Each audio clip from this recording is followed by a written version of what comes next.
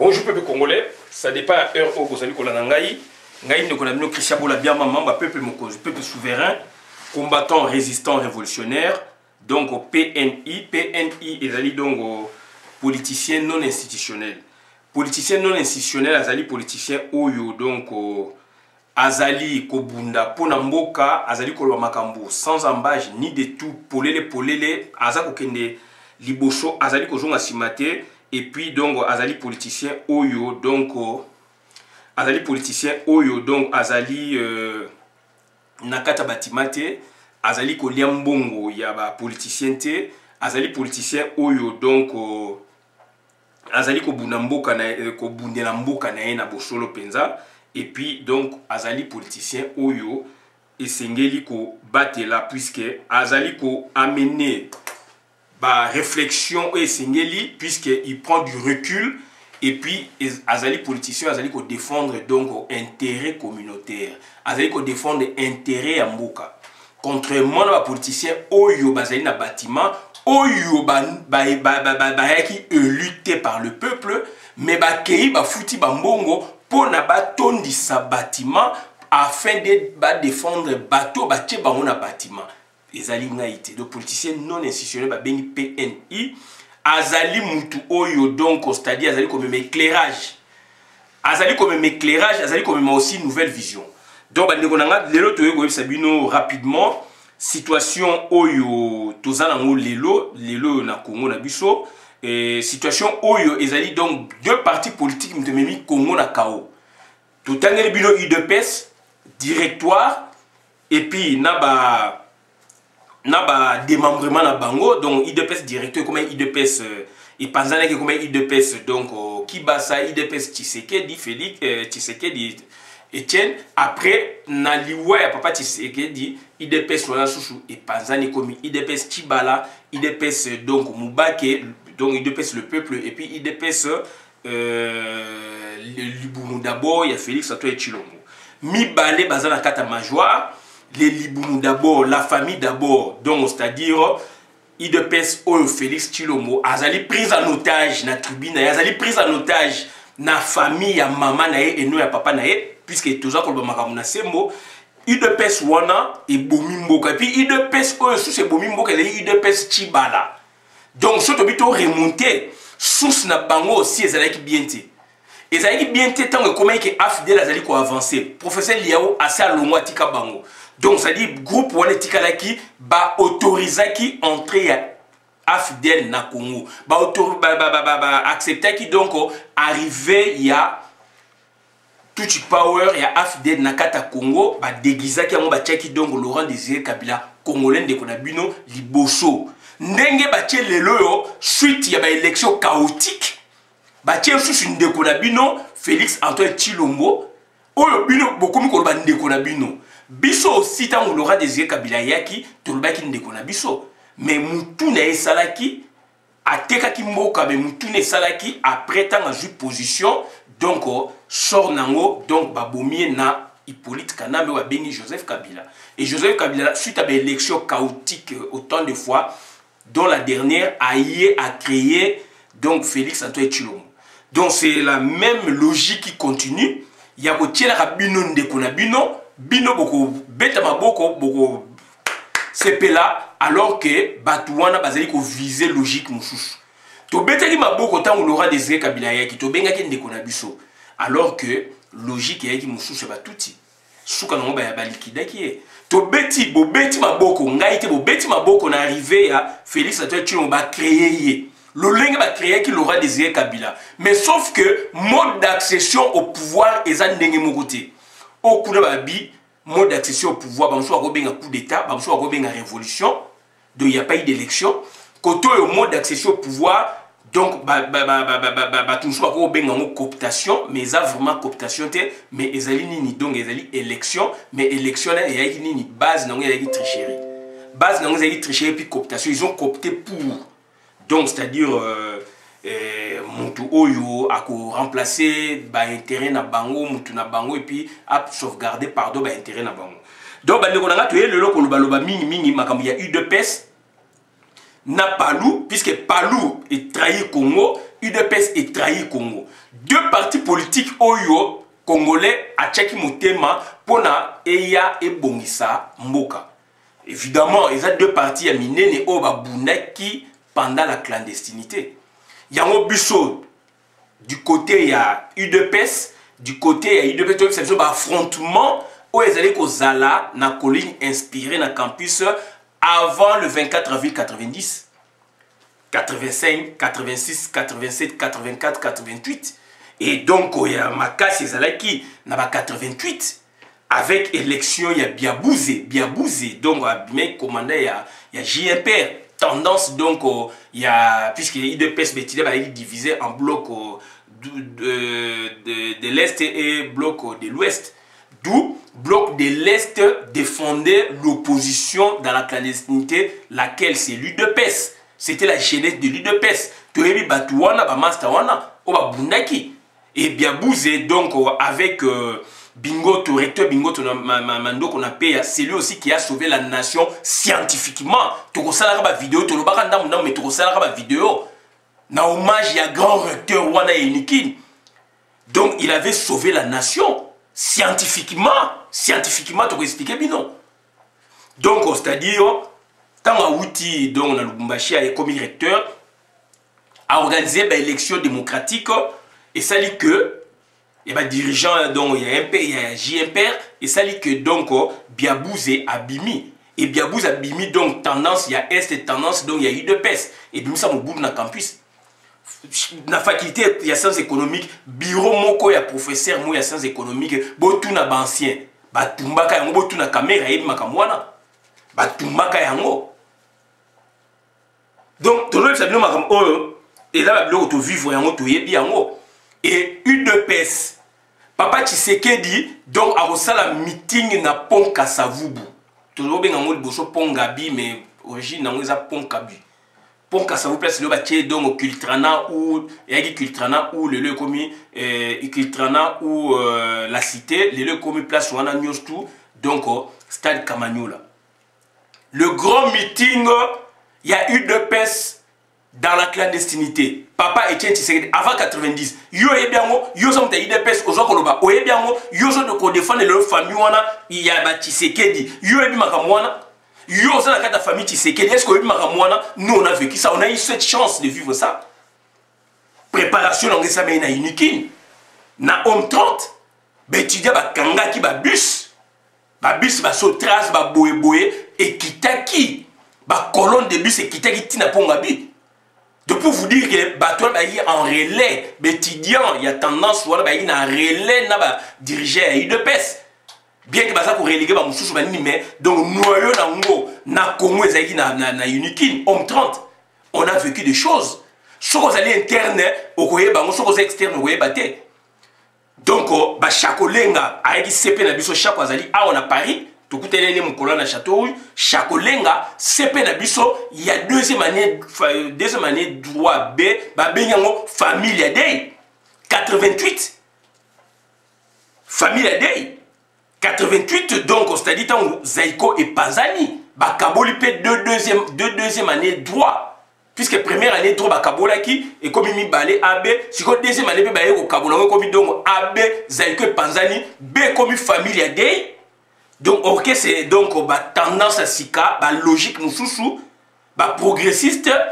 Donc, la deuxième année A, et Tikali Sikonini, donc, professeur conservateur. Donc, Kolomboka, Bandeko, Makamelika, na Unikin. UDPS, Ezaki, na CC, Toyebi, Makamebele. Chakolenga, Azali, à Paris. Donc, tout ça, Makambo, Toyebi. 88 ou 89, donc au meeting, il y a Papa Tshisekedi. Il fait à 89 ou 88, meeting à Papa Tshisekedi avant le 24 avril 90. Yo mouta IDPS le jour gang bien. Peut-être que est-ce que bateau bazali wana baye bisu yango Augustin Kabuya na bina yebi yango Peter Kazad na bina yebi yango Félix Yé azalaki na kinu bazali na poto. Donc il faut se voir il faut bovzala calme, boy makamtu bovananye.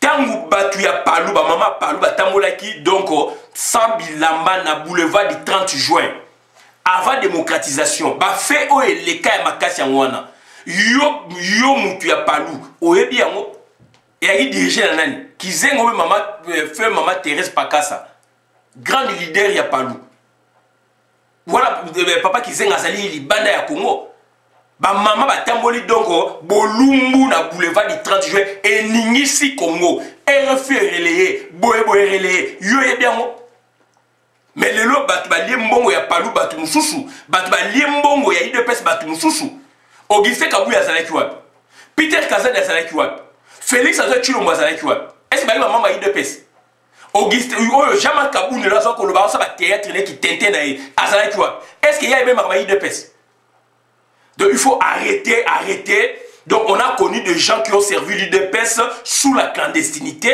alors donc jadis ils étaient des étudiants et que lors de la démocratisation, l'UDPS a eu le pouvoir par autant de fois, officiellement avec l'arrivée de l'AFDEL, Bapé ça batouana pouvoir te. Bapé ça bamas la biso étudiant la toebi bango. O bazala qui va serrer qui UDPS dans la clandestinité. Bapé ça bango pouvoir te. George Bush père 88. Élection des États-Unis. Batrate bimi et boakami sur la colonie inspirée. UDPS m'a produit en haut. Après, c'est ma petit ba disciple ba étudiant, ba master la na inikin. Et ningisi butu wana. Il faut un travail ya ba surveillant ba nini ya inikin. Donc ba ramasser ba papier pour que donc étudiant ba koya na tongo ba yebate et l'autre ezali. Puis le but c'était ça pour na réveiller ba tout mo boule bimana inikin. Que Mobutu a payé 4 milliards de dollars na George Bush père 88. Makamilika na inikin. Soto rolo makamu donc makamu wana biso to dayi outillé depuis l'inikin. 84 au monde IDPS et créé en 82. On était outillés, on a vu, on a compris. Tant démocratisation bimi et fumami. Le terme l'indique bien démocratisation, démocratiser. Et comment il y a Batunyoso. Batunyoso va comprendre Makam. Oh, il y a politique, mais bisous de Yébaka, on dit na colline inspirée. Et qui tina balabalande, yo, ye kuna, bo posséder yango.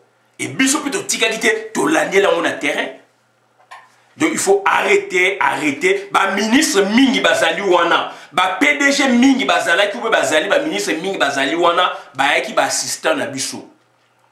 Na ko tangela bino ba kombo, ba yebi makambo wana. Na ko tangela bino lokola oncle Sabo Kolombe, na ko tangela bino Godé Bokolombe, bazali be étudiant, na ko tangela bino donc ba yebi étudiant puis ba komba assistant, donc Bochab. Na otanga la bino donc Beyasiku, na otanga la bino ba Kangulumba, na otanga la bino donc ba muso jeba ba sister ba muso ba boyebe ba makamwana, ba Kamukuni donc baza ebele bazana obe mina kwa yeke étudiant, ba yeke belé oyo ba yebi makamwana. Mingi ba koti na pouvoir, mingi bazali ba bazaki ba fonction, ba yebi ba gouvernant na ba régime au successif, ba yebi masolo wana. Ba Beyasiku, ba boyeboye, ba yebi makamwana. Donc, bazaki betidia ba vivre makambu wana ya IDPS na clandestinité. Makambu naza koloba naza ko inventer te. Biso to elija outillé to yeba kinde makamelika. Kamere Vital Kamere na ba ke Vital Kamere to zane promotion moko be génération moko ya activisme politique. Mais na kuti ba on a terrain. Puisque na IPEN, tant na zene IPEN na ba François Mukune Musunga azaka na Suisse. Donc on a ba Mumba na Christian Mumba za na Paris et na Bruxelles. Na IPEN nga na mone makambo wana te. Peut-être bango mona ka après ngai. Nga na longwa ki na campus na moni makambo susu. Donc ce sont des choses au biso to vieux to déjà enduré. Tant ba yeba démocratiser nde boyebi yango. Mais biso to yeba ki on a iniki. Et to na union sacrée, UDPS union sacrée, dans un membre na de UDPS ya côté na nga na Mombele. Et puis union sacrée et Kobima désormais donc on ne porte plus l'étiquette de parti politique, maintenant on est combattant, on l'a créé, on est là. Parlementaire debout, on l'a créé, on était là. Donc quand il y avait des débats, bah, parlementaire debout, on est comme un niveau moussoussou, et on s'est retrouvé qu'avec nos condisciples de classe, donc nos amis, camarades, odo, camarades étudiants. Bah, tant origine il y a donc parlement debout. et tu es na poto, tu es na 2005 awa, na 2001, 2005, donc on a marché toute cette activité. Donc on a 2004, 2005 déjà papa on a eu Tokisa awa donc na Paris. On était là. Ceux qui côté na Paris, on a ligné côté na Boyi. Vieux Seba Zali wana. Azali na gare du Nord. Seba. Petit Kota ngabino vieux. Donc naza ko sepela na méthode ya papa Ngwanda pour la biso na IDPS za iboité mais na ko trahi idéologie na ngaiti.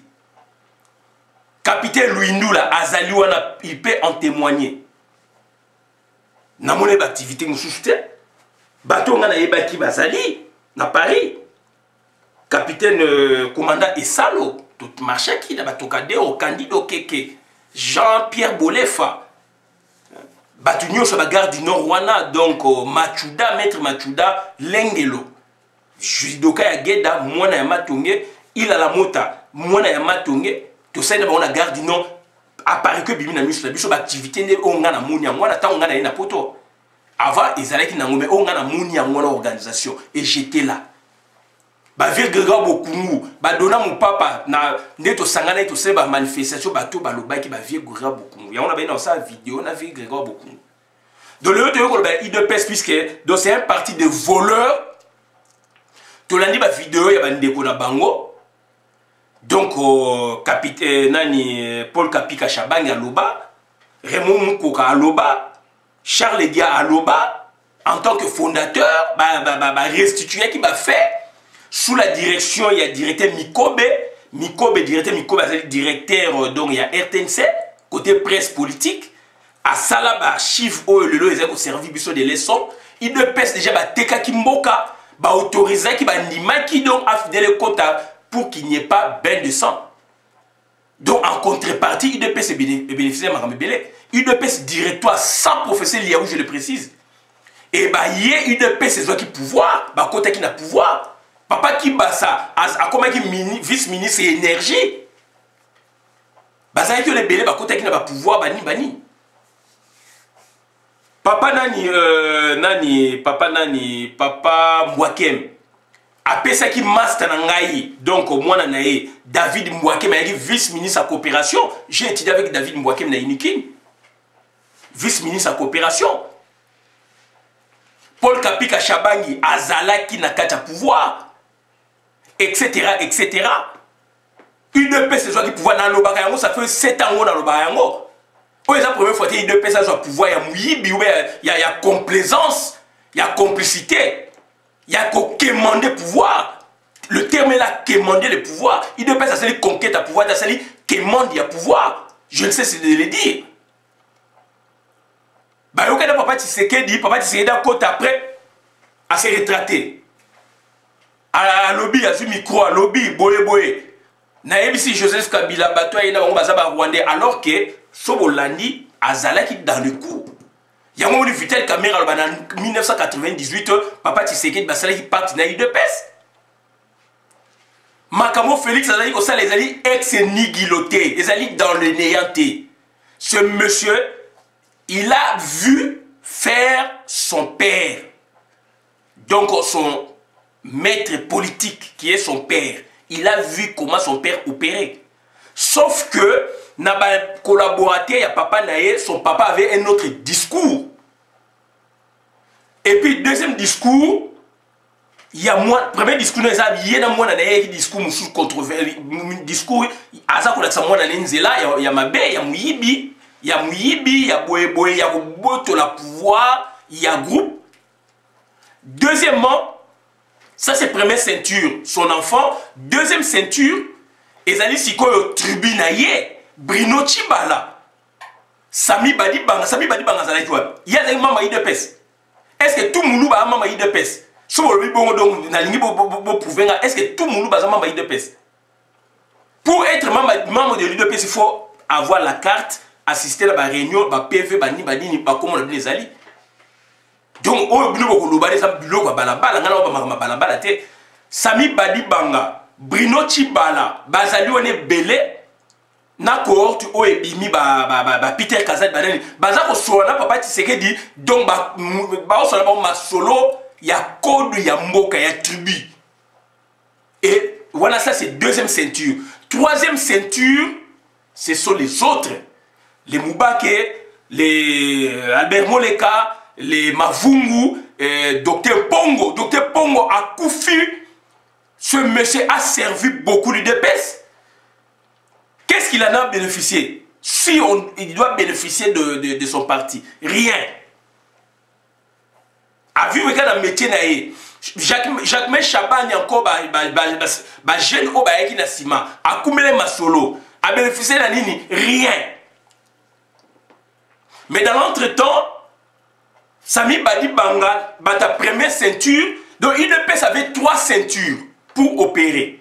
Première ceinture c'est son fils, c'est sa femme.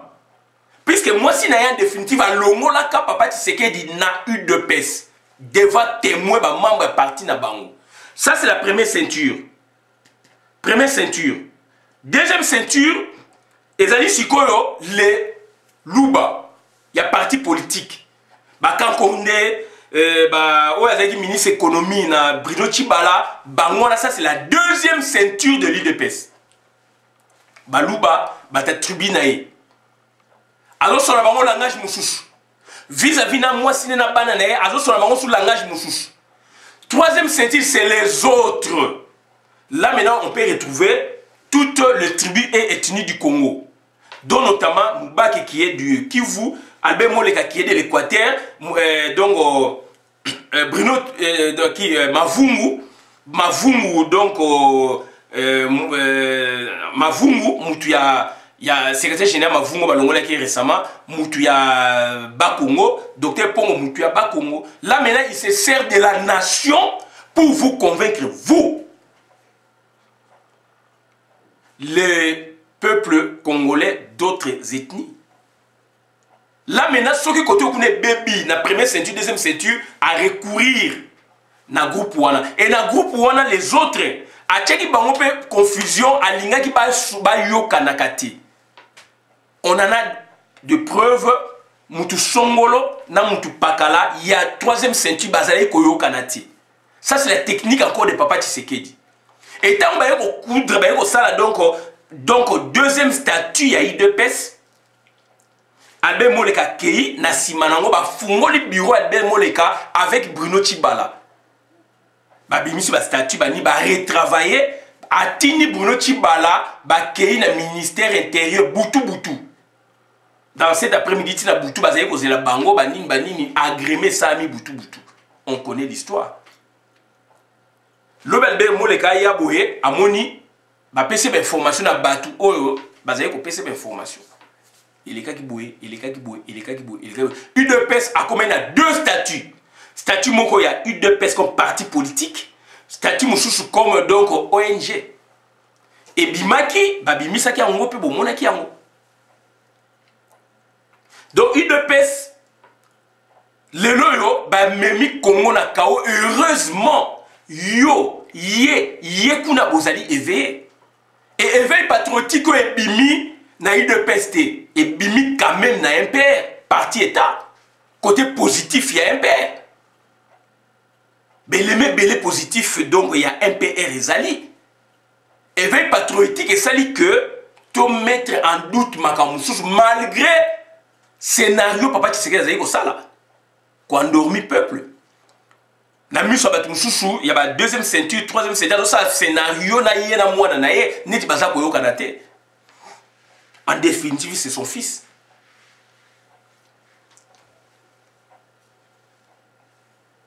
Donc, on a les 2 parties. Palou, bon, on bêtise au Palou et Sali. Palou, il y a plus de 500 millions de dollars. Adolphe Moussoutou Kakate, qui zenga dans Yemoko, na groupe Naïwana. Adolphe aussi en fait partie. Il y a plus de 500 millions de dollars. Donc, en 2008, Palou Bouki Mbongo Kosakanate. Donc, tout power à travers un démon, ce qu'a joué un peu son pouvoir, akotikela bino bo piller ba ressources tolobango artificielles oyo muta salimbongo ba ressources donc naturelles ba minéraux ba diamants ba boye ba bois wana ezali biloko na ye okomekaka te ba pétrole atiki bino yo yibi 500 millions de dollars mais yazo yiba par mois 15 milliards de dollars. Donc tu fais bien son affaire. Baboujo baboujo qui te pas na mais yazo yiba na CCC. Toye na UDPS donc Tshisekedi. UDPS en général et puis UDPS Tshisekedi. UDPS Tshisekedi ba yibi sur la UDPS Tshisekedi donc c'est-à-dire à part UDPS le peuple et Valentin Moubake. Deux UDPS wana UDPS nan Sami Badi Bangeza 3, Sami Badi Bangazu Bokonzi, na moment papa Tshisekedi Azali et loko ya Félix à toi Chilombo. Papa na yebisi soko ju na sina loba, papa na yebisi soko ju ayeko yebisi que Kabila nga nommé premier ministre. Ayebisi so ba nommé na 12h, 13h na Longolio. Après à quelle mission n'est pas Sami Badi Banga. Sami Badi Banga en définitive, il a volé donc moins que les autres. A yibi plus de 250 millions de dollars. Ba statistique est bimi. Plus de 250 millions de dollars. Kabila joue à ba tiki bino boyiba. Puisque en définitive, les ambo kan mo na bino. Ba on baza boyiba mama banga, ba minéraux, ba pétrole, ba contre belé. Yozo représenté ba on ba boujoba. Et Sami Badi Banga na loba quand on a vidéo, tant ba sali donc gouvernement na bangwana na bi, ezali donc administration publique, il y a rien. Et Sami Badi Banga ba yeko bimisa kamwe bitumba ya kamwe na sapu. Ba bomi bandeko na biso na Kasai, na Grand Kasai kamwe na sapu, Sami Badi Banga azawana. Donc Shadak azawana. Bochep basa na kata kop. Et donc Bruno Sami Badi Banga ayeko bimisa bino nini. Donc c'est sous son exécutif. Donc au ministère yeko bimaya décentralisation et réforme institutionnelle ba tcheroube wana loba yango. Nabi ministère wana eko boma Congo, eko diviser Congo. Voilà mission au ba eko sala yango et bimi na gouvernement Sami Badi Banga. Je vu quand ba cité tangi ba ministère na dénonçaka yango. Dès l'instant ba tangi na dénonçaka puisque j'avais compris la problématique. Sami Badi Banga uta wapi ayi mutai de peste. Azaï n'a pas organisation IDPS officiellement, Azaï membre était.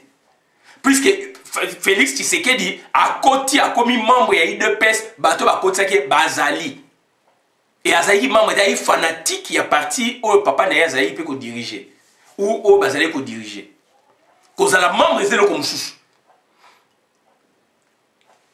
Sami Badi Bangazali Moutuya, deuxième ceinture en tant que Moulouba, en tant que tribu. En tant que province, Bruno Tshibala a yibi officiellement plus de 650 millions de dollars. Faussaire. Oh, attends la droite. Nzenzeza komo na été. Ezali komo ya Sibaïdi Nzenze, un ancien juriste attend na Inilu Akufa.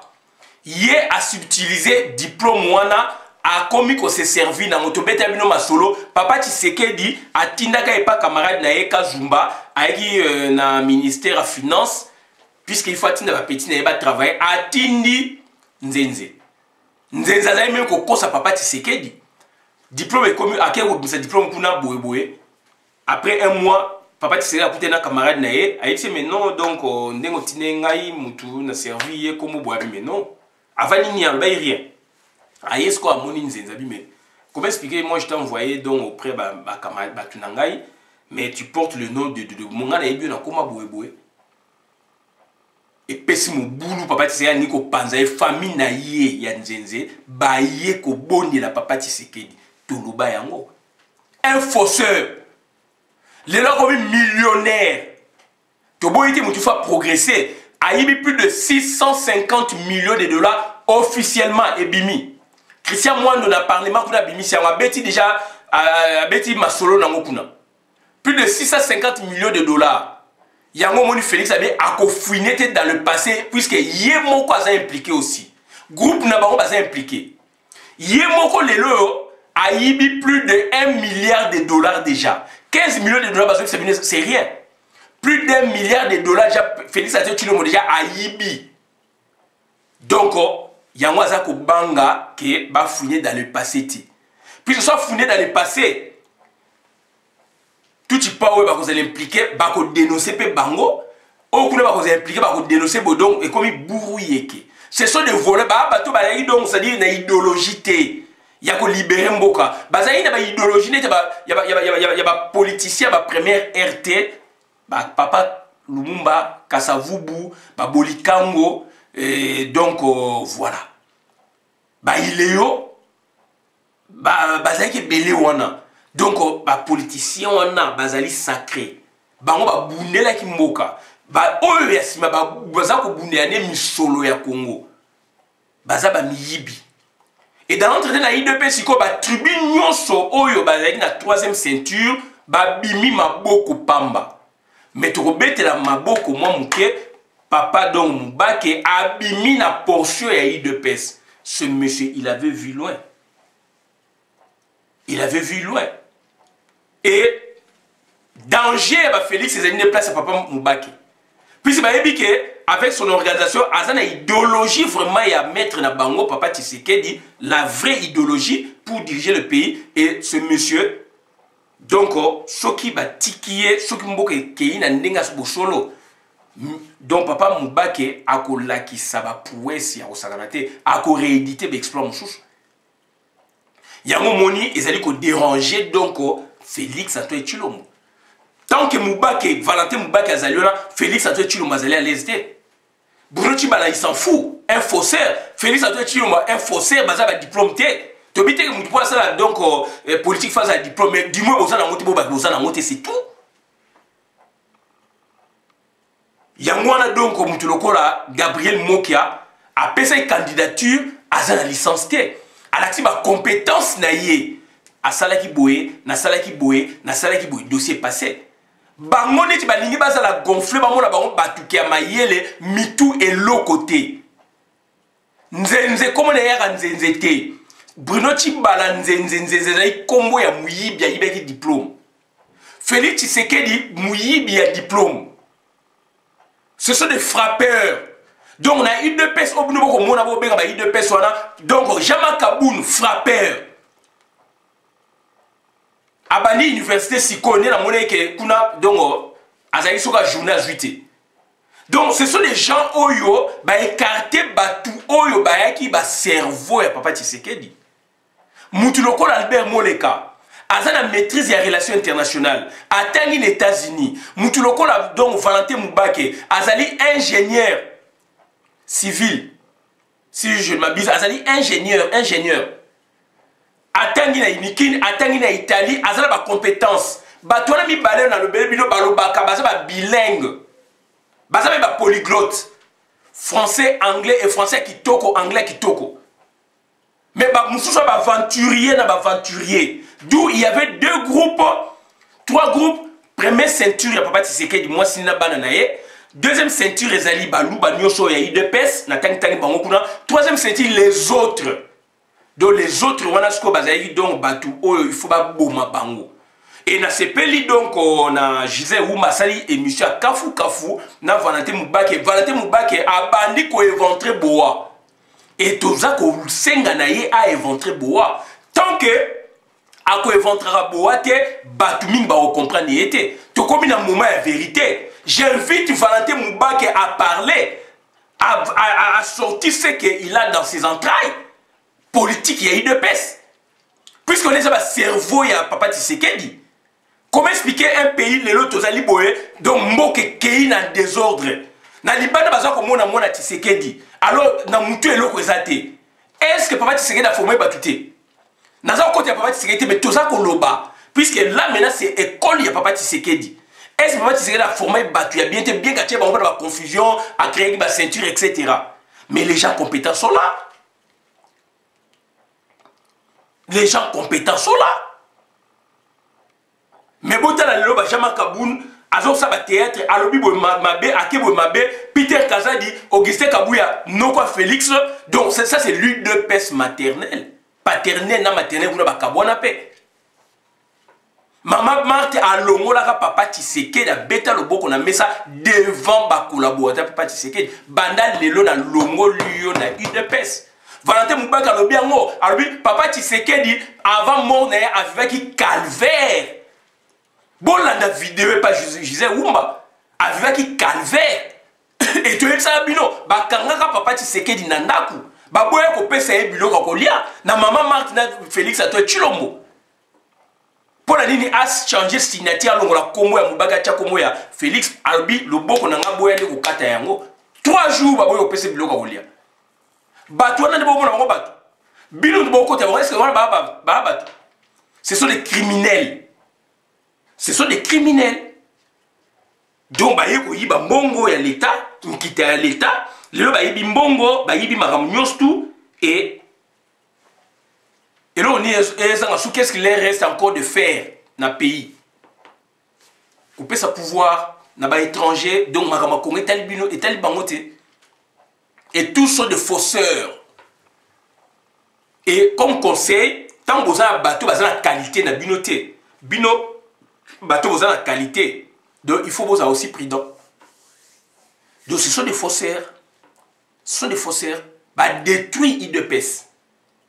Bien que Papa Tshisekedi a fait zigzag, mais va détruire IDPS. Donc, voilà ma gamme de Sabino. Donc, il y a un pillage des ressources artificielles. Parce que on va garder les ressources naturelles. Garder les ressources naturelles. Voilà ma gamme de Sabino. On va tout ce qui abonne la vidéo, madame la compte la communauté. Ngai Christian Boulabia, maman, peuple, mon peuple souverain. Combattant, résistant, révolutionnaire, tout le PNI. Merci.